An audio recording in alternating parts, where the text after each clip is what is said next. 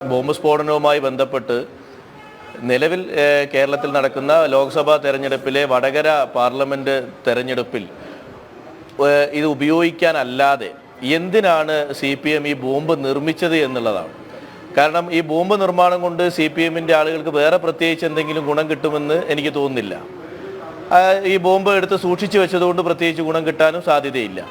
ഈ ബോംബ് നിക്ഷേപിച്ചുകൊണ്ട് ബാങ്കിൽ നിന്ന് പലിശ കിട്ടാനും സാധ്യതയില്ല. ഈ ബോംബ് പാകം ചെയ്ത് കഴിക്കാനും പറ്റത്തില്ല. അപ്പോൾ ഇത്തരം ഒരു സാഹചര്യത്തിൽ ബോംബ് നിർമ്മിക്കുന്നത് രാഷ്ട്രീയപരമായി ഉപയോഗിക്കാൻ തന്നെയാണ് എന്നുള്ള കാര്യത്തിൽ തർക്കമില്ല. പിന്നെ CPMന്റെ പ്രതിനിധി ഇവിടെ പറഞ്ഞത് ഗോവിന്ദൻ മാഷ്ക്ക് കിട്ടിയ ജീവൻ രക്ഷാ ദൗത്യം അദ്ദേഹത്തിന് കിട്ടിയൊരു വിവരമാണ്. അതൊക്കെ പറയുന്നതിൻ്റെ ഒരു സങ്കോചമെങ്കിലും ഉണ്ടാവണ്ടേ?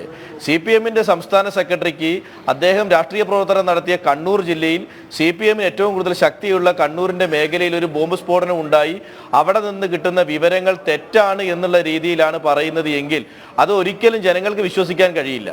ഇപ്പോൾ ജീവൻ രക്ഷാ ദൗത്യത്തിന് പോയിരുന്ന ആളുകളാണ് എന്ന് പറഞ്ഞു ആദ്യ ദിവസത്തിൽ CPM സംസ്ഥാന സെക്രട്ടറിയുടെ സ്റ്റേറ്റ്മെന്റ് ഉണ്ടായി. പക്ഷെ റിമാൻഡ് റിപ്പോർട്ട് വന്നപ്പോൾ നമുക്ക് ആ ജീവൻ രക്ഷാ ദൗത്യത്തിൽ ചെറിയ ചെറിയ കാഴ്ചകൾ കാണാൻ പറ്റി. ഒന്ന്, സ്റ്റീൽ പാത്രം വാങ്ങിയത് ജീവൻ രക്ഷാ ദൗത്യത്തിന്റെ ഭാഗമായിട്ടാണ്. അവിടെ തെളിവ് നശിപ്പിച്ചത് ജീവൻ രക്ഷാ ദൗത്യത്തിന്റെ ഭാഗമായിട്ടാണ്. ബോംബ് 4 ബോംബുകൾ കണ്ടെടുക്കുകയും പിന്നീട് ബോംബുകൾ തെരഞ്ഞപ്പോൾ കാണുകയും ചെയ്യുമ്പോൾ അവിടെ നിന്ന് ബോംബുകൾ മാറ്റി ഒളിപ്പിച്ചു വെച്ചത് ജീവൻ രക്ഷാ ദൗത്യത്തിന്റെ ഭാഗമായിട്ടാണ്. അപ്പൊ ഇത്തരത്തിലാണോ ജീവൻ രക്ഷാ ദൗത്യം എന്നുള്ളതാണ്. പിന്നെ ഈ ബോംബ് സ്ഫോടനം ഉണ്ടായ സ്ഥലവും ഈ ജീവൻ രക്ഷിക്കാൻ വേണ്ടി ആളുകൾ ആശുപത്രിയിൽ കൊണ്ട് ഗോവിന്ദൻ മാഷിയുടെ പ്രസംഗം വളരെ വൈകാരികമായിരുന്നു. ആളുകൾ ആരും എടുക്കാതെ രക്തത്തിൽ കുളിച്ചു കിടക്കുന്ന ആളുകളെ എടുത്തുകൊണ്ടുപോയി ആശുപത്രിയിൽ കൊണ്ടുപോയ ഞങ്ങളുടെ DYFI പ്രവർത്തകനെ പോലീസ് കേസിൽ പ്രതിയാക്കി എന്നുള്ളതാണ്. അതിൽ ഒരു കാര്യം കൂടി ഉണ്ട്, അത് ഞാൻ പിന്നെ പറയാം. അപ്പോൾ ഈ സ്ഫോടനം നടക്കുന്ന ഉടനെ 4 കിലോമീറ്ററും 2 കിലോമീറ്ററും അപ്പുറമുള്ള DYFI പ്രവർത്തകർ എങ്ങനെയാണ് വളരെ കൃത്യമായി ഈ ജീവൻ രക്ഷിക്കാൻ വേണ്ടി അവിടെ എത്തുന്നത് എന്നുള്ളത് ഗോവിന്ദൻ മാഷ്ക്കും CPMനും മാത്രം അറിയുന്നൊരു കാര്യമാണ്.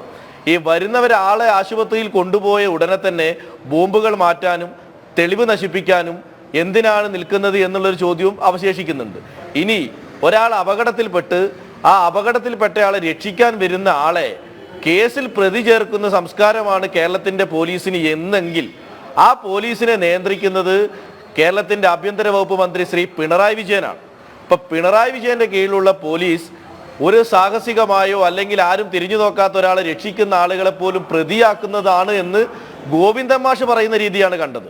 ഇന്ന് അദ്ദേഹം പറഞ്ഞത് എനിക്കിതിലൊന്നും പറയാനില്ല, നിങ്ങൾ വേണമെങ്കിൽ DYFIക്കാരോട് ചോദിക്കൂ എന്നുള്ളതാണ്. പിന്നെ സ്ഥിരമായി CPM പറയുന്നൊരു നയമുണ്ട്, SFI ഞങ്ങളുടെ പോഷക സംഘടനയല്ല, DYFI ഞങ്ങളുടെ പോഷക സംഘടനയല്ല, അത് സ്വതന്ത്രമായി പ്രവർത്തിക്കുന്ന ഒരു സംഘടനയാണ് എന്നാണ് പറയാറ്. ആ ഒരു അവസാനത്തെ ആയുധമാണ് ഇന്ന് ഗോവിന്ദൻ മാഷ് പറഞ്ഞത്. ഇപ്പം ഇതിൽ പ്രതികളായ 12 പേർ, ഒരാൾ മരണപ്പെട്ടു, ബാക്കി 9 പേര് റിമാൻഡ് ചെയ്യപ്പെടുന്ന സാഹചര്യം ഉണ്ടായി. അതിൽ 2 പേർ DYFIയുടെ യൂണിറ്റ് സെക്രട്ടറിമാരാണ്, 2 പേർ DYFI ഭാരവാഹികളാണ്, ബാക്കിയുള്ളവർ CPM അനുഭാവികളാണ്. ഈ ബോംബ് നിർമ്മിച്ചത് CPM ആണ്. ബോംബ് പൊട്ടിത്തെറിച്ചപ്പോൾ മരണപ്പെട്ടയാൾ CPMകാരനാണ്. ആ മരണപ്പെട്ടവൻ്റെ വീട്ടിലേക്ക് പോയത് CPMകാരാണ്.